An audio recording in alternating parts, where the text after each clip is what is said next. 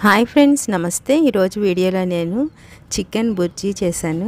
ఇది మనం చపాతీలోకైనా రైస్లోకైనా చాలా టేస్టీగా ఉంటుంది. అలాగే కాకుండా మనం ఫ్రిడ్జ్లో పెట్టుకుంటే ఇది ఒక 15 రోజుల వరకు ఉంచుకోవచ్చు. మనం డీప్ ఫ్రై చేసినట్టు కింద చేస్తాం కదా, అలాగే బయట ఉంటే కనీసం ఒక 5 రోజులు నిల్వ ఉంటుంది. పిల్లలకి లంచ్ బాక్స్ పెట్టేటప్పుడు చాలా యూస్ఫుల్ అవుతుంది ఫ్రెండ్స్. ఇది చేసుకోవడానికి ఒక 2 స్పూన్లు ధనియాలు, ఒక హాఫ్ టీ స్పూన్ జీలకర్ర, ఒక హాఫ్ టీ స్పూన్ మిరియాలు, అలాగే ఒక స్పూను సోంపు వేసుకుని ఇది ఒకసారి ఇలాగా ఫ్రై చేసుకోవాలి. డ్రై రోస్టే చేసుకోవాలి.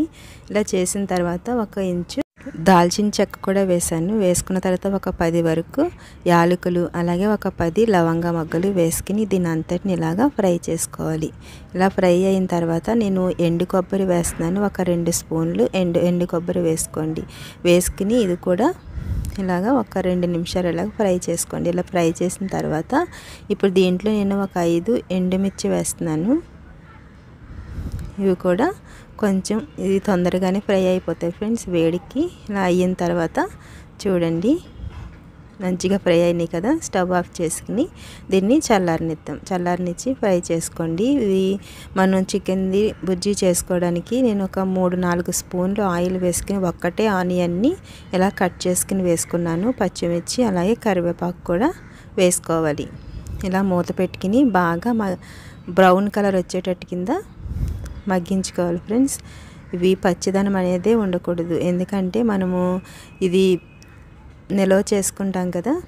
అలాగే 1 స్పూను అల్లం వెల్లుల్లి పేస్ట్ వేసుకున్నాను. అది కూడా ఫ్రై అయిన తర్వాత నేను ఇక్కడ 1/2 కిలో చికెన్ కీమా తీసుకున్నాను. చూడండి, ఇది మంచిగా కడిగిని ఇలాగా దీంట్లో వేసుకుని ఇది ఒకసారి ఇలాగా కలుపుకోవాలి. మీడియం టు లో ఫ్లేమ్లో పెట్టుకుని మాత్రమే దీన్ని ఉడికించుకోండి ఫ్రెండ్స్. ఇలాగా మూత పెట్టుకోండి. ఎప్పుడైనా మనము పిల్లలకి బాక్స్ పొద్దున్నే అవ్వనప్పుడు కనీసం రైస్ అన్న వండి వేడి అన్నంలో ఈ చికెన్ని బుజ్జిని కలిపిచ్చేసామంటే వాళ్ళు కూడా చాలా హ్యాపీగా తింటారు.